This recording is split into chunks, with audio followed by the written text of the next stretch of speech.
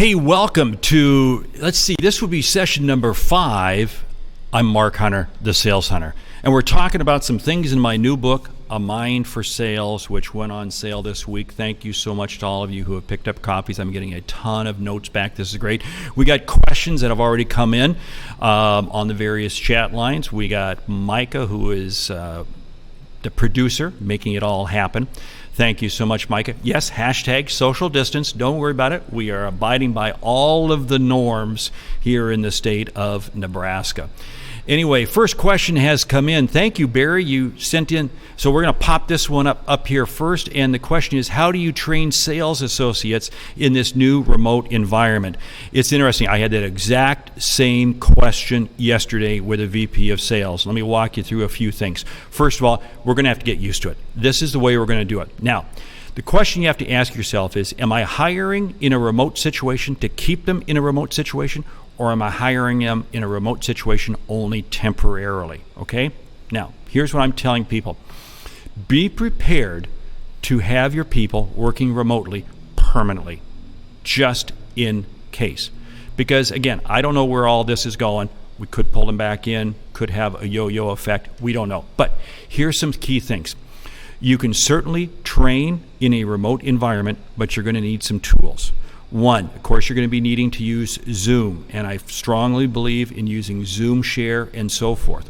But you're going to need a good audio recording tool, and I suggest either Refract, Gong, or Chorus. Now, why? I want to be able to be listening to phone calls because, again, I can't come alongside. If they're going to be on the telephone, I can't come alongside them. So I want to be able to hear the phone calls. Now, what I can be doing is I can set up Zoom or any other video conferencing tool, and I can be role-playing back and forth.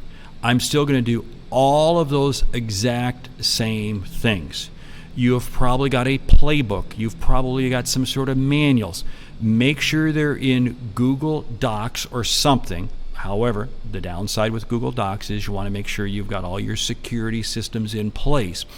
But you want to put them in such a manner that as you make changes to them, they see changes. Because again, if you're in a typical office environment and you had a notebook or a binder or something like that, that's very easy. But I'm going to do it in Google Docs or something that you can share, Dropbox, whatever, but where they can see changes in a secure environment. Now, here's a key couple things. Work with your people to make sure that they're absolutely blocking time. And what I'm suggesting for people who are training remotely, onboarding, you're going to basically do 2 to 3 days of just conferencing where you are really kind of going through the orientation. You're showing them everything. You're telling them everything. You're role-playing everything. For some companies, this might go on for 2 weeks, but you're going to be very much face-to-face. But you're going to begin to dial back, just like you would in an office environment. You're going to say, hey, go ahead and take the phones here for a bit. Go ahead and take the phones here. Go ahead and make some calls, and I'll come back to you in a few minutes. Or shadow you. Right. So what you can do is say, I'm going to turn you loose for 30 minutes, have you make some calls, and then let's get back on the phone, let's get back on Zoom, and debrief them for 15 minutes. And what you're going to do as a manager is making sure that you're coming back and listening to them. Now, here's a couple critical pieces. They're working alone, and it can get very eerily quiet, and the voices start playing back to your head. Here's a little technique, especially if you're in the same town. I can't take credit for this. This was told to me yesterday by a VP of sales, and I love the idea. His sales team, he had to send home, right? They're no longer working. Well, one of the things I recommend is you got to send them lunch every week, okay? You send them lunch every week. You just show up. But you know what he did and his sales manager did? One took half the team, one took the other half the team. They were the Uber driver. They were the Uber Eats driver. So suddenly Uber Eats shows up at the house or the apartment, and who is it? It's the VP of sales. Hey, here's your lunch. What a great, classy way to stay connected. What a great, classy way. Because here's the whole thing. You're going to have to create little tools like that. 2 other tools that I very strongly suggest. You got to make sure that you mentor them up with somebody. Don't allow them, just because they're remote, that they don't have a mentor. So in other words, who else on the sales team And you're going to tell them, hey, get together on Zoom for 15 minutes in the morning. Get together at noon for 15 minutes. Get together at the end of the day. But you want to create those relationships. You also want to make sure that they're pulled into your larger sales huddles. You may have a remote team that works very good on their own, but you've got one new player that you brought in. You know what? You better start making sure that you're having daily 15-minute Zoom calls. Now, the Zoom calls may seem a little redundant for the experienced players, but what are you doing it for? You're doing it to make sure that the new person feels part of the team, part of the organization, and is catching the culture. This is absolutely critical, because as that new salesperson feels is how they're going to act on the phone. So you really gotta love on them.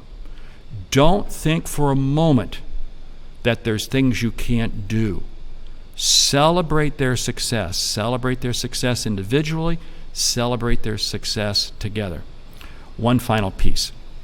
Make sure at the end of each week, for the first several months, in fact, I really say this almost with every salesperson working remotely, make sure you spend time with them, debriefing how their week went, and allowing them to get set up for wins the following Monday.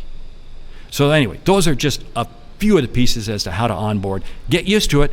We're going to be doing it. Oh, one quick piece. This really came up kind of interesting. When you're interviewing people, because this came up also with two different companies I was talking to this week. How do we interview people when we can't really see them face to face? And you're right, you can't. It's going to be a little more challenging. So what you're going to do is you're going to do this. You want to make sure that you catch them off guard with one interview. Whoa, what did I just say? Yeah. Hey, we're going to get together at 4 o'clock, we'll say, for a call on Zoom. Great. It goes in. But then what you want is you want to call them just some other time and catch them for 10 minutes. Hey, I got some more questions. You want to catch them how they respond in a little more unscripted moment. It's a little step out of the box, but the cautious thing I'm trying to protect on is the fact that with a Zoom environment,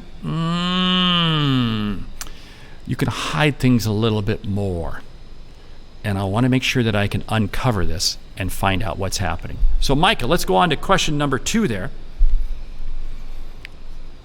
We'll get it pulled up here. Sorry, I don't have a screen here, Micah. So, well, there it is. There's the question. I'm having trouble keeping up with new social networks. Oh, man. Yes. There's always another one. Should I be on all of them? No. Okay, can I get a little more firm than that? Here's the whole deal. There are so many different social networks out there. There is no way you can keep up. I would much rather be a good voice in one than a name on all of them. What do I mean by this? A name that basically all you have is a profile. I focus in on LinkedIn. That's the one that I use as my go-to tool because I'm B2B. My audience is there. Those are my players. Now, I play a little bit. I play some on Facebook.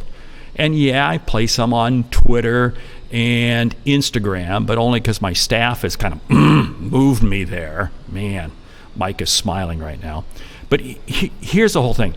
I do that because I'm also kind of my own marketing department. I'm doing a lot of other things. We got a book coming out, or we have a book out. We have other things there. But if I'm going to spend any amount of time, it's going to be on LinkedIn. Now, here's the question people always ask. What should my profile look like? Here's the easiest strategy I say. Look for 5 people that you respect incredibly and do LinkedIn well. Look at their profiles. What they do, you just copy the same. You just copy them. You can buy tons of books, you can buy tons of programs and so forth out there. I just say copy what you see the best people doing out there. Okay? Hey, let's move on to the next question here. I'm seeing a lot of AI tools come online for sales. Yeah, well, man, there's 10,000 of them. Do you think these will eliminate the needs for sales staff? I'll tell you what, I think we're going to see a lot of AI tools go away pretty quickly as funding dries up. I'm already hearing rumors of various SaaS kids in the sales space that are having major trouble. Now, here's the whole thing. You do not need a lot of AI tools. Every AI tool out there is a shiny object designed to do one thing, get you to buy them and have you feeling like That is the secret sauce for you to becoming the top performer and winning the trip to go to Hawaii with the President's Club, which isn't going to happen for a few months. You don't need it. I find this. The most effective salespeople I know really only need 3 sales tools. Yeah, 3 sales tools.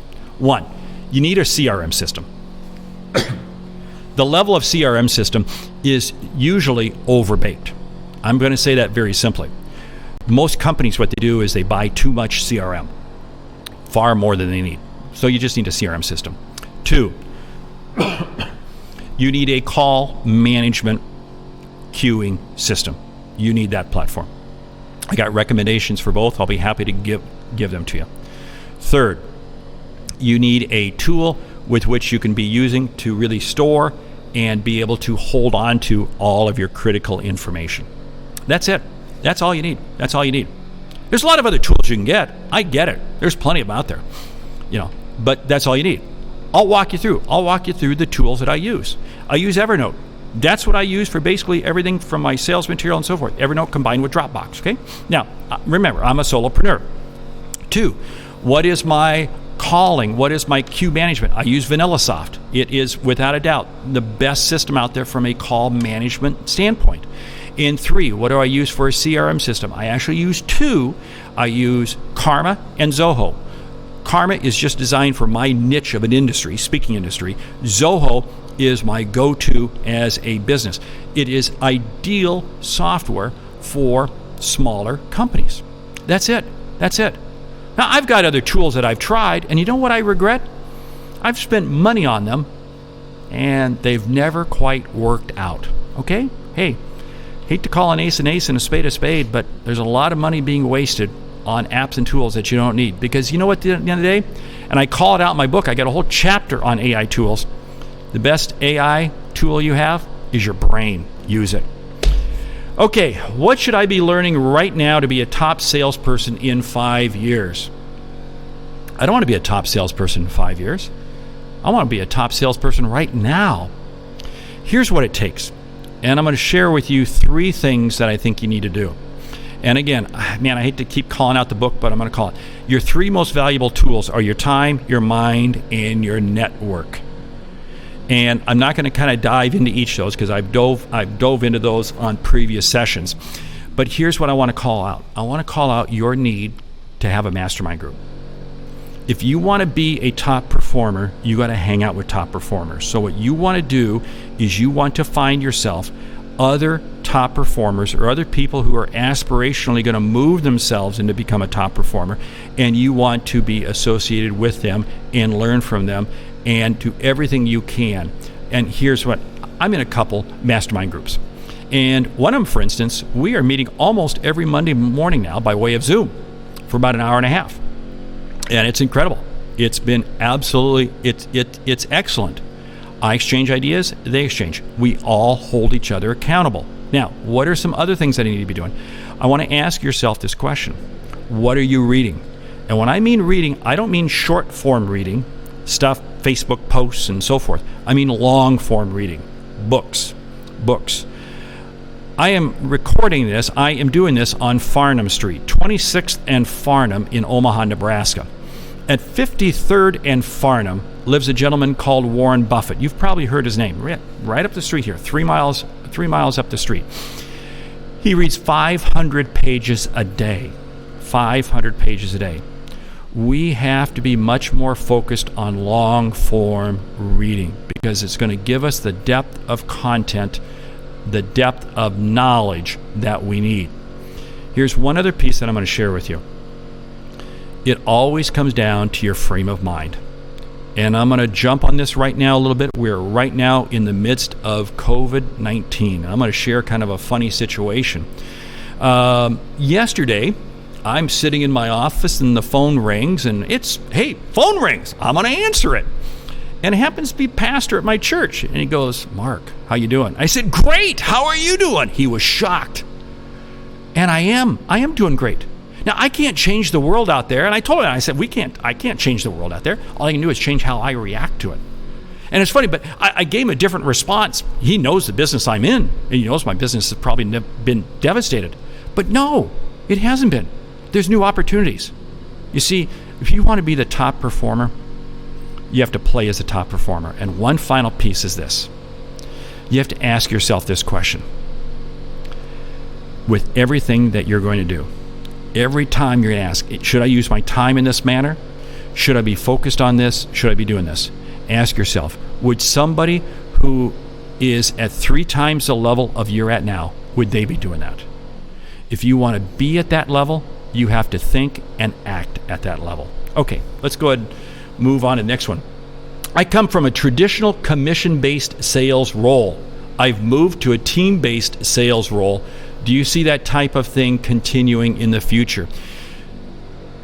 That's a loaded question right now as we stand here in the middle of COVID, because I have watched a number of organizations actually go both ways over the last year. I have seen organizations go from a pure commission to now moving to really much stronger base and very less commission. And I've watched others go from pure commission, flip the other way. Now, how we come out of this, I'm not sure. Here's what I tell people. I'm going to share with you, this is the advice that I share with college graduates. Every year I get a chance to speak to a lot of college students, and who knows, they may be listening right now. As a college student coming out looking to go into sales, you do not want to go into a commissioned sales job. Do not. Because if you go into a job that is 100% commissioned, the company that is bringing you in, the company that's hiring you, has no equity in you. They're not making an investment in you. You're making an investment in yourself. Oh, great, it's all commission. Yeah, but hold it. I'm new. You want to go to work for a company that is going to pay you a very good base pay relative to the commission that's shown. Now they're invested in you. They're going to care to make sure that you succeed. As you become more proficient, as you become better, then fine, then you can take on that responsibility.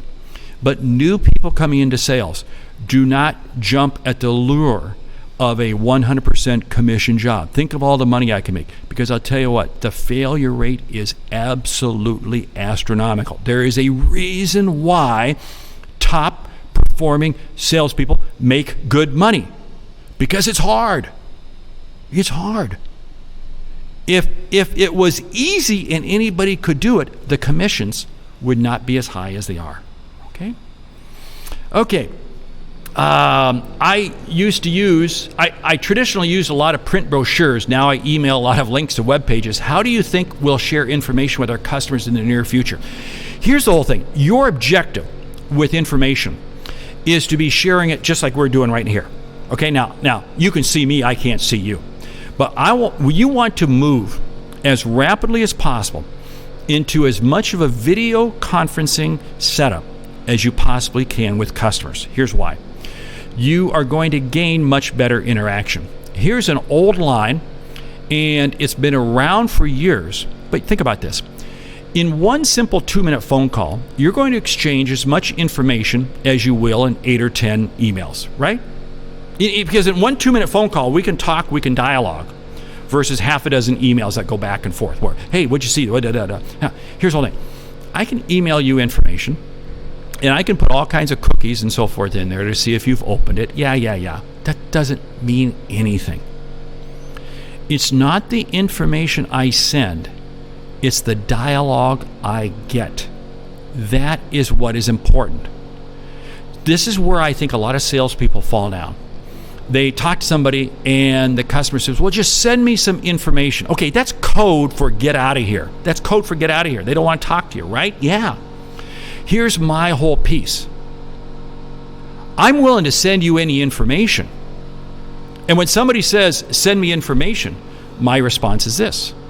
Boy, we've got a lot of information I could send you. Help me understand a little bit better about what you're looking for. Help me understand a little bit more about your needs. You see, I want to get you into a dialogue before I send you anything. Because here's the whole thing. I never want to send you enough information to allow you to make a decision. Think about this for a moment. Never send enough information. This is whether it's an attachment or an email. Never send enough information to allow the other person to make a decision. You only want to send enough information to create interest and to create a need for them to call you. Think about that. That's a different positioning. It is so easy for us to sit here and play customer service and send them all the information they want. No. What you've done is you've allowed them to make a decision without you. I don't want them to make a decision. I want to do it. So what I'm going to do is I may send you information, but it's going to be just a small piece, and I'm going to make sure I follow that up right away. Or if I'm in a technical sale, a little longer sales cycle, I may sit there and say, sure, I'll send you some information. What's your calendar look like this afternoon at 2 o'clock? Let me send it to you, and we'll talk about it right then. You see, in other words, it's the information and it's the conversation. The dialogue coming out of the conversation is absolutely incredible. And don't you love the construction noise going on around us? They're actually putting in a brew pub 1 floor below us here. And hey, clearly they're working today.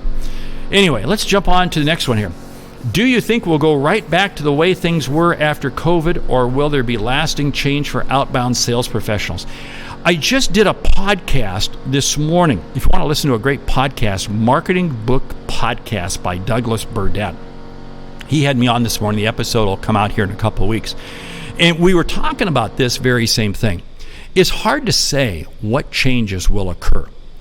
I think there's going to be a lot more subtle changes than we realize. There'll be a lot more people working from home and, not just WFH, but BFH, buying from home. See, a lot of salespeople have told me it's very interesting because they're making sales calls, which, yes, you can do it during this time. There's a lot of businesses very much working. I was on the phone yesterday, I was on a Zoom call yesterday doing a meeting with a bunch of salespeople who work in the supply chain, transportation. And they're having great conversations. And they said it's more unusual for the people on the other end because they are the people, the dispatchers, the logistic people, the people who normally worked in an office, and now they're at home. So it's a little more unusual for them. So I think it could be more of a shock for them. Now, what does that mean for us? That means for us, we're going to have to be more tolerant in being able to go both ways. We're going to have to be more tolerant in that we are going to have to, understand that we could have a meeting at 2 o'clock, but gee, if this person's working from home and suddenly their kids, they got to bump it. So what it means, and this is what I'm telling people, allow more buffer as you set up meetings. And I think post-COVID, we're going to have to do that. Allow more buffer. I normally used to be able to set up calls that I could do a call with somebody at 2 o'clock. I could turn around and do another call at 2:30 and 3 and so forth. I'm going to say, you know what? You might do it at 2 and you might do it at 3. And that other window of time in there, you're going to fill up with other phone calls and so forth. Just allow a little more time. Second, make sure that as you connect with people in a post-COVID world, just as we're finding now, we're finding a lot of internet bandwidth challenges. Okay, I was all set up to do a session yesterday. Internet died. Clearly too many people at home downloading Netflix and playing Xbox. I get it. I understand that. Okay, so that's going to change. Post-COVID also, what we're going to see is we're going to see a much different framework around capital expenditures and normal expenses. I think people are going to be running things a lot closer to the vest in every purchase because suddenly cash is going to become much more king. So what this means is that as we sell in, as we sell through, we're going to have to be more flexible in terms of how our pricing model works. We're going to have to be more adept at the quantities we ship and when we ship and where we ship. Because I think all companies are going to be calling things closer to the vest. But one big exception. Supply chain is coming back onshore. This is a huge, significant change that is occurring. We are all realizing how dependent, not only we in the United States, but the world is, on China. And we're seeing this supply chain come to an abrupt halt. So and then, this is going to create additional opportunities. How this plays out for you, I'm not sure. One final piece regarding trade shows and so forth. For many of you watching this, you're in sales, and your marketing department developed the majority of their leads by way of Trade shows and events. I've seen some numbers that say 40% of all meetings are really designed to create leads and opportunities for the sponsors. Those are gone. Now, when they come back and how they come back, I'm not sure. I don't have a crystal ball. But what this means is that we are going to have to step up our reliance on us in sales to be outbound, to be truly picking up the phone, making the call. We're going to be much more dependent on we ourselves in the sales community generating leads than marketing. And that's just one of those things. Marketing's been a little handicapped. And don't expect marketing to sit there and say, oh, they can turn on social media, they can turn on the web and so forth. It's noisy out there. There's a lot of stuff going on out there. I just had that discussion with the CEO and a CMO of a company just about an hour ago online. We were discussing this, how noisy the world is. And it is, see. So guess what? It's going to be your job. And I think that's going to hold post-COVID. Let's go on to the next question. Information is freely available. I imagine this will continue. How will I bring value when the information a customer needs is all over the internet? Okay, bingo. I love this. And I answered this question in the second to last chapter of my book. It comes down to this. We cannot be known for the information we bring. That's garbage. If all we do is bring information to our customers that they can get on the internet, we will be replaced. We have no reason to exist as salespeople. Our job is not to bring the information. Our job is to bring the questions. In fact, our job is to really challenge the answers the customers share with us, to challenge the questions see, our job is to probe deeper. You see, customers are coming to us with more and more knowledge than we've ever had before. Oh, I get that, totally. But they're confused. You see, it's our job, our duty to be able to step in and to be able to help sort them through. Because otherwise what happens is they're going to wind up making bad purchases. You see, we are to our customers what their R&D department is. We need to be their research and development department. And when we do that, it's amazing how much more efficient they will be. Because here's the whole thing. If I come to you and you've done all this research and you've done all this stuff out there, and I come to you and I begin asking you questions, not to put you down, not to condemn what you've learned, but to build on what you've learned. What does this do? This is you, the customer, respecting me more. When you respect me more, you will listen to me more. When you respect me, because my ultimate goal in any sales call is to be able to gain confidence, and to gain confidence that goes two ways, and to gain confidence to allow me to ask you questions that you can't answer. Oh, I know where you're going. Oh, that's right. That's the not that you can't answer. Well, that you can't answer, and I can't answer. Think about that for a moment. Typically, salespeople love to walk in and ask customers questions that the customer can't answer, and they want to say, "Oh, how smart they are! How it's so dumb, so dumb." That game died 20 years ago. Most salespeople never got the memo. Your job is to ask them questions that they can't answer, and you can't answer. What does that do? That creates a conversation. That creates dialogue. That undoubtedly creates the opportunity to be able to earn the right, the privilege, honor, and respect to be able to come back and meet with that person again. What does that do? That has you being seen differently. You see, if I'm only seen as a vendor, if I'm only seen as a product, I will be replaced. Transactional sales are no longer occurring by salespeople. There are still some transactional sales being done by salespeople. I think this COVID environment is probably going to wipe them out. So guess what? If you're in a transaction, you're at risk. Your job is to bring added value. Let me give you an example of what I mean by transaction. Years ago, if I wanted to buy 100 shares of Microsoft, I'd have to call my broker. I had to call my broker to place an order. And if I called him and I got his voicemail, his voicemail would say, "We cannot accept voicemail orders." Right? But because even a simple transaction, you had to have a voice. Now that's all automated. I do that all online. You see, I call my broker because I want information, I want insight, I want answers to questions. He calls me with insight. You see, the role of that has changed. See, the role of sales only becomes more and more important the more of an AI world we become. Hey, the book is A Mind for Sales. I do hope you pick it up. I really do want you to pick it up. I've been hearing from people all over the country as to how it's helping them, as to what they're learning for it. We're getting a lot of reviews on Amazon. Hey, if you've picked it up, throw a review up on Amazon, would you? Because it's the best way to share with other people. We got a lot of additional tools that are going to be coming out next week on A Mind for Sales. Stay tuned.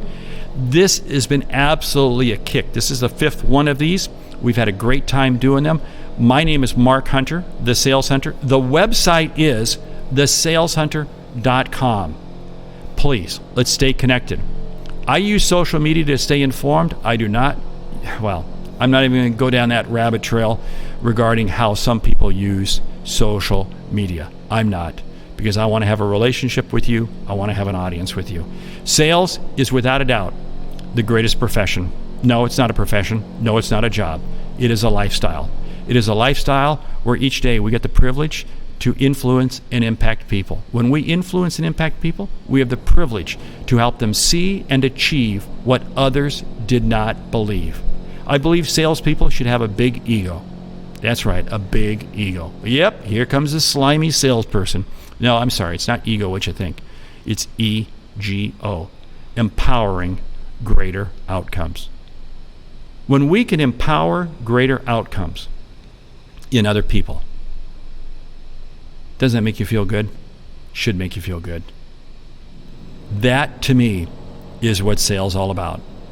Because that way then, when you go to bed at night, you will have known that you will have been one of the better parts of each person's day you've had the privilege to contact. That's why I love sales. And it's one of the reasons I wrote the book, A Mind for Sales. Thank you so much. Great selling.